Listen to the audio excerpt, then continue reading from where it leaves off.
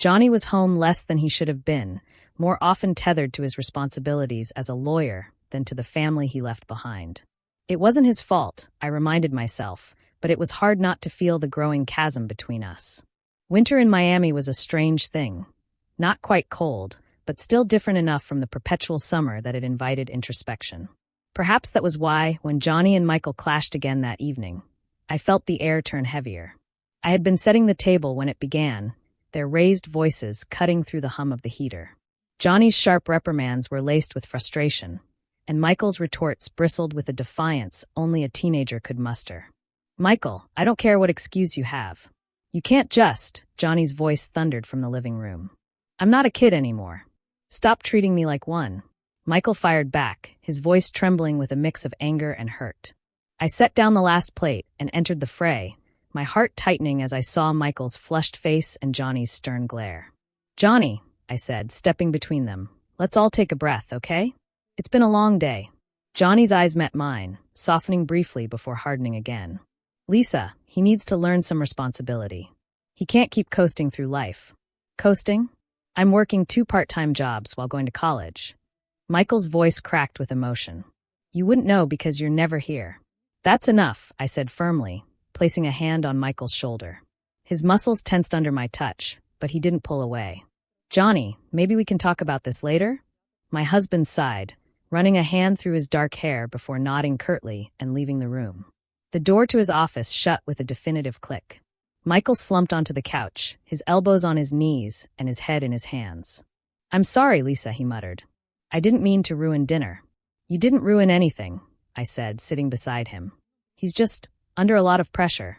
Michael looked up at me then, his eyes so much like Olivia's that it made my heart ache. Olivia, my late sister, whose passing had left Michael in my care. I had promised her I would be there for him, and every time he looked at me like that, I knew I had to keep that promise. "You always take my side," he said softly, a faint smile tugging at his lips. "Because I know your heart," I replied, brushing a strand of hair from his face. "And I know you're trying." We sat in silence for a moment, the tension in the room dissipating. Outside, the last light of day bathed the street in a golden hue, and the warmth of the moment wrapped around us like a balm against the chill. Michael's face softened, his lips curving into a shy smile. His confidence wavered so easily these days, like a candle flickering in the wind. "You really think I'm ready?" he asked, his voice carrying both hope and doubt. "I do," I said firmly. "You've worked hard, and you deserve to take a chance on yourself. But only if it's what you want." He nodded, his gaze dropping to his hands. For a moment, he seemed so much younger, more vulnerable than his 19 years. I wanted to reach out to reassure him, but something held me back. The boundary between us had always felt sacred, and yet tonight, it seemed to blur, ever so slightly. The sound of Johnny's office door opening shattered the moment. Michael's posture stiffened, and the easy connection between us faded. Johnny walked into the room, his expression unreadable. "Dinner smells good," he muttered, as though he hadn't just stormed away from us an hour ago. Michael stood abruptly. "I'm not hungry anymore," he said, brushing past his father and heading for the stairs. Johnny turned to me, his frustration etched across his face. "You coddle him too much," he said, his voice low. "And you push him too hard," I countered, keeping my tone steady. "He's not perfect, Johnny, but he's trying. Can't you see that?" Johnny sighed, rubbing his temples. "I don't want to fight, Lisa. I'm just tired." I nodded, feeling the exhaustion in my own bones. Johnny wasn't a bad man. He was just consumed by his work, by the weight of his responsibilities. But in moments like this, it felt as though I was holding the family together on my own. After he retreated to the living room, I made my way upstairs. Michael's door was ajar, and I hesitated before stepping inside. He was seated on the edge of his bed, staring out the window. The faint glow of the Miami skyline reflected in his eyes. "Hey," I said softly, leaning against the doorframe. "Mind if I come in?" He glanced over his shoulder and nodded. "Sorry I stormed off. I just can't deal with him sometimes." "I know," I said, sitting beside him. "But he loves you in his way. He just doesn't always know how to show it." Michael gave a bitter laugh. "Yeah, well, his way sucks." I couldn't help but smile at his honesty. "Maybe it does," I admitted. "But don't let it get to you. You're more than his expectations." He looked at me then, his eyes searching mine. "You really believe in me, don't you?" "Always," I said, reaching out to squeeze his hand. His fingers curled around mine, warm and steady. The silence between us grew thick, charged with something I couldn't name. I should have pulled away, but I didn't. Lisa, his voice was barely a whisper, but it carried the weight of 1,000 unspoken things. I swallowed hard, the sound of my name on his lips sending a shiver down my spine.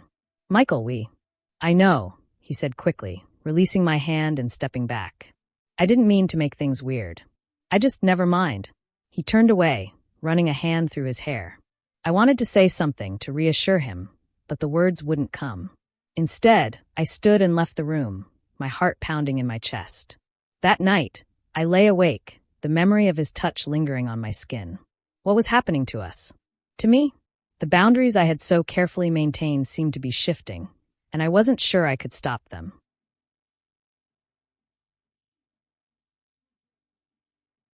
Michael's apartment was modest, tucked in the corner of a quiet complex that smelled faintly of freshly cut grass and rain-damp concrete. The walls were a neutral beige, the furniture sparse but functional. It wasn't much, but it was his, and the pride in his voice when he'd invited me over to see it had been unmistakable. You didn't have to bring all this, Michael said as he took the bags of groceries from my hands. Nonsense, I replied, stepping inside. You'll never eat right if I leave you to your own devices.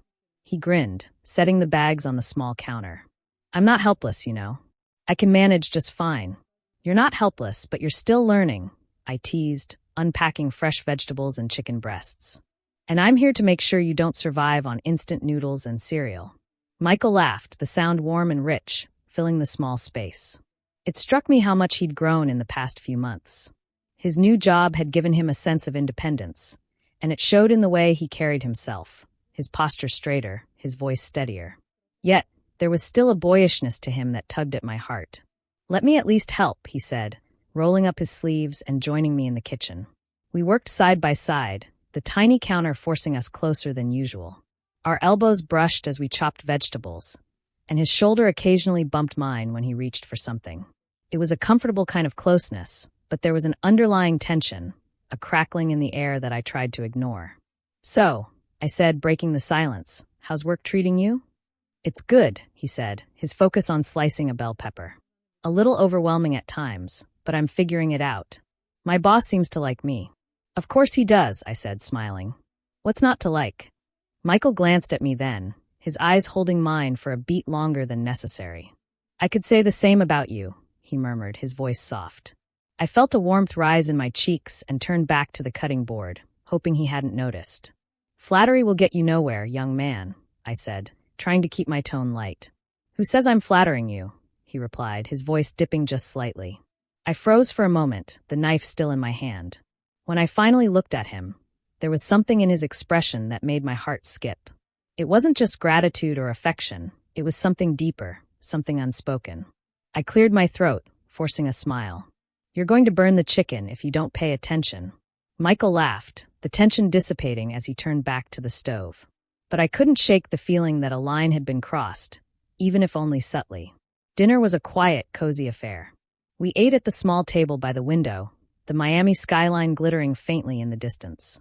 Michael was animated as he talked about his work, his co-workers, his plans for the future. I listened, nodding and laughing in all the right places, but my mind kept wandering to the way his hand had lingered on mine earlier, the way his voice had softened when he'd spoken to me. After we finished, Michael insisted on doing the dishes. I watched him from the couch, marveling at how much he'd changed.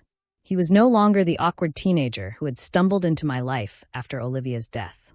He was a man now, capable, self-assured, and achingly familiar. Hey, he said, drying his hands on a towel and walking over to me. Thanks for coming by. It means a lot. Of course, I said, standing. You know I'm always here for you. I know, he said, his voice quieter now. That's what scares me. I frowned. Scares you? Why? He hesitated, running a hand through his hair. Because I don't want to lose you. And I feel like, I don't know, like I'm asking too much of you. Michael, I said, placing a hand on his arm. You could never ask too much. You mean the world to me. He looked down at me then, his eyes dark and intense. You mean the world to me too, he said, his voice barely above a whisper. Time seemed to slow as we stood there, the space between us shrinking.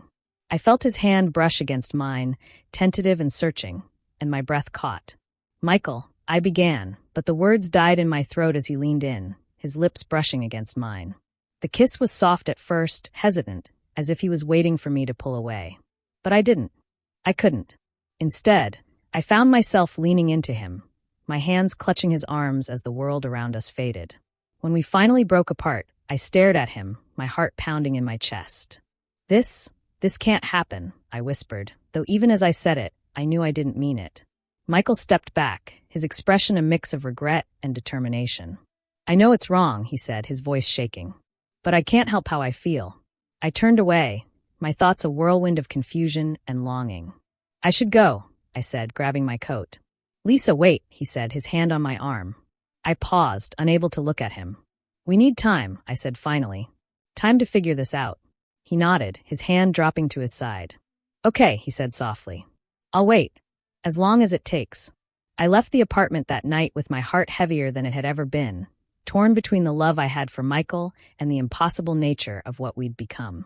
The days after that evening were a strange limbo. Michael didn't call, and I told myself it was for the best. But every time my phone buzzed, I hoped it was him.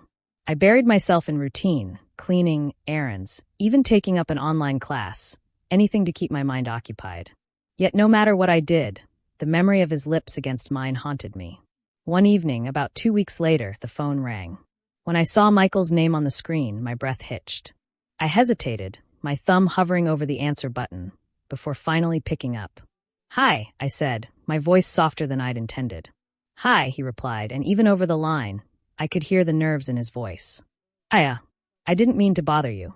You're never a bother, I said quickly, then winced at how eager I sounded. There was a pause before he spoke again. I was wondering if you could come by. I just need someone to talk to. I hesitated.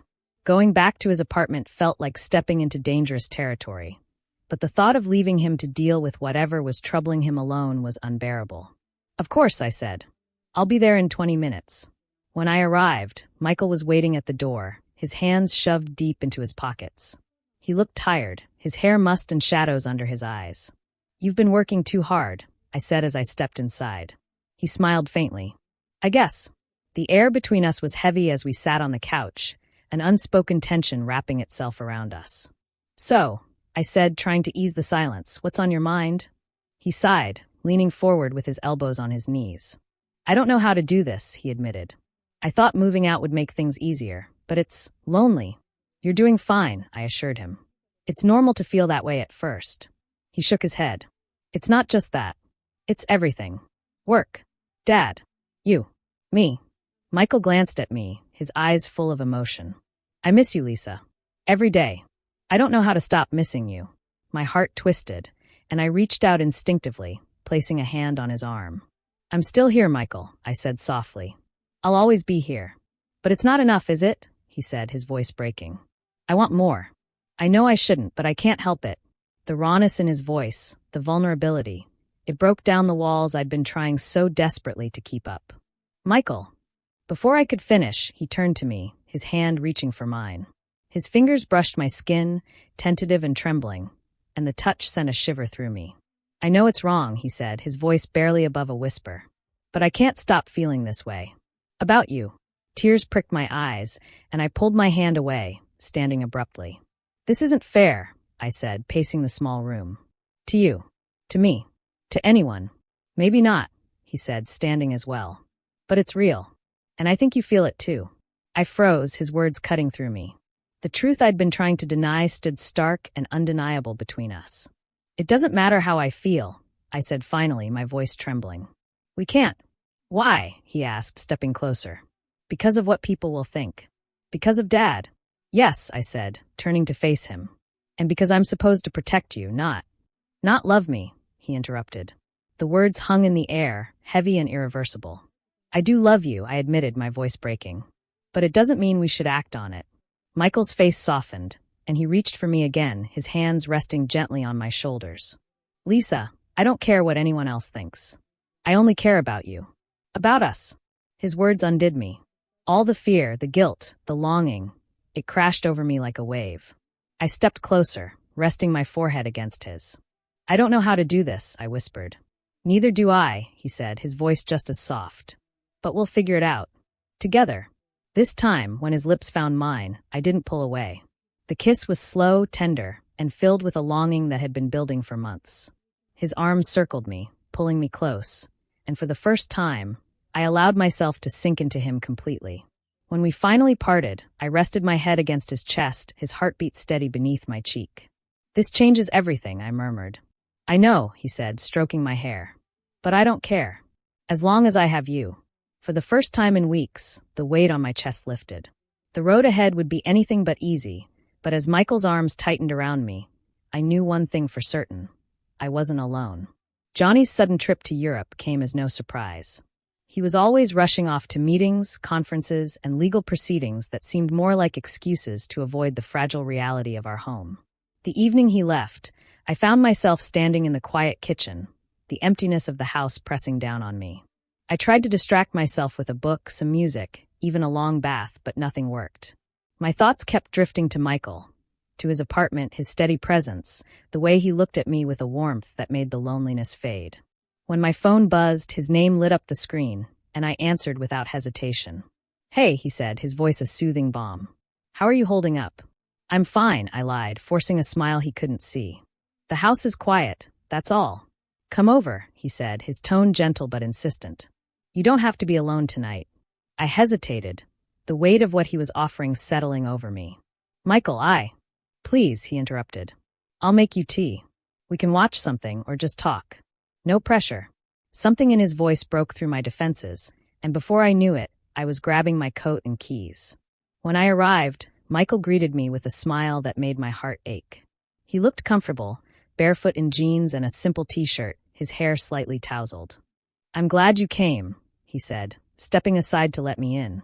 The apartment was warm, the faint scent of cinnamon lingering in the air. A small pot of tea sat on the counter, and the soft glow of a lamp bathed the room in a cozy light. We settled on the couch, mugs in hand, and talked about everything and nothing. He told me about a project at work, his struggles with his landlord, and the strange man who always lingered by the mailboxes. I laughed more than I had in weeks, and for a moment, it felt as though the world outside didn't exist. At some point, I leaned back against the couch, my head resting on his shoulder. It was a small gesture, but it felt intimate in a way that sent a thrill through me. "You look tired," he said softly, brushing a strand of hair from my face. "Maybe a little," I admitted. "Stay," he said, his voice so quiet I almost didn't hear it. My breath caught, and I turned to look at him. His eyes were filled with an earnestness that made it impossible to say no. "Okay," I whispered. Michael set up the bed in his small room, insisting I take it while he slept on the couch. But as I lay there in the dark, the faint sounds of the city filtering through the window, I couldn't sleep.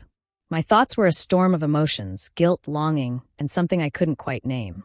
I got up, padding softly into the living room where Michael lay sprawled on the couch, his face peaceful in the dim light. I stood there for a moment, watching him, my heart aching with the weight of everything we were. "Lisa!" His voice startled me, and I realized he was awake, his eyes searching mine. "I couldn't sleep," I said, wrapping my arms around myself. He sat up, his brow furrowing in concern. "Are you okay?" "I don't know," I admitted, my voice barely above a whisper. Michael stood, closing the distance between us. His hands rested gently on my arms, and I looked up at him, tears brimming in my eyes. "Talk to me," he said softly. "I'm scared," I said, my voice trembling. "Scared of what this means. Of what we're becoming." His hand slid down to mine, his fingers intertwining with mine. "Lisa, I don't have all the answers. But I know I love you. And I know I don't want to lose you." The sincerity in his voice undid me, and before I could stop myself, I reached up and kissed him. It wasn't the hesitant kiss of before. It was deep and full of everything I couldn't put into words. Michael responded immediately, his arms wrapping around me and pulling me close. The world fell away, leaving only the two of us. When we finally broke apart, he rested his forehead against mine, his breath warm against my skin. "Stay with me," he whispered, his voice filled with both hope and fear. I nodded, my resolve crumbling. "Okay." We fell asleep in his bed, wrapped in each other's arms. For the first time in years, I felt safe, cherished, and truly seen. As the first rays of dawn filtered through the window, I woke to find Michael watching me, his expression soft and full of something I dared to call love. "Good morning," he said, brushing a kiss against my forehead. "Good morning," I replied, a small smile tugging at my lips. For a moment, we lay there in silence, the weight of the previous night hanging in the air. But it wasn't a heavy weight, it was something warm, something hopeful. Lisa, he began, his voice hesitant. I meant what I said, he continued. About us. About loving you. I know this isn't easy, but I want to try. I want to be with you. I searched his face, my heart swelling with emotions I couldn't name. I want that too, I admitted. But it's not just about us, Michael. There's Johnny and we'll figure it out, he said, his tone firm. Together. I nodded, a lump forming in my throat. For the first time in years, I felt a flicker of hope. Hope that, despite the odds, we could carve out a future for ourselves. The day passed in a blur of quiet moments and stolen glances, each one strengthening the fragile bond between us. We both knew the road ahead would be anything but smooth, but as we stood together in the doorway, his hand lingering on mine, I felt a certainty I hadn't felt in years. Come back soon, he said, his voice soft but full of promise. I will, I replied, my heart lighter than it had been in a long time. As I drove home, the sun setting behind me, I knew that everything had changed. The life I'd known was gone, replaced by something uncertain, but infinitely more alive. The decision to leave Johnny wasn't easy, but it was inevitable. I told him we'd grown apart, that the love we once had faded into something hollow and unrecognizable. What I didn't tell him was that my heart had found a new home, one I couldn't share with anyone else. He accepted the news with surprising calm, though there was a flicker of sadness in his eyes. I suppose this was bound to happen, he said, packing his belongings into the sleek leather suitcase he always used for travel. I'll move to France. The firm's expanding there, and it makes sense for me to oversee it. France? I asked, surprised. He shrugged. There's nothing left for me here, Lisa. You've made your choice, and I've made mine. We didn't speak of Michael. Johnny and his son had drifted too far apart for me to believe he'd think twice about him now. When he left for the airport, he didn't even say goodbye to Michael.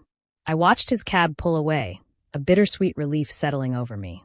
Michael was waiting for me at his apartment that night, his face lighting up the moment I walked through the door. It's done, I said simply, and his arms were around me in an instant.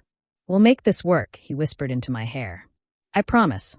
The first few weeks felt like stepping into a new world. For the first time, Michael and I could simply be.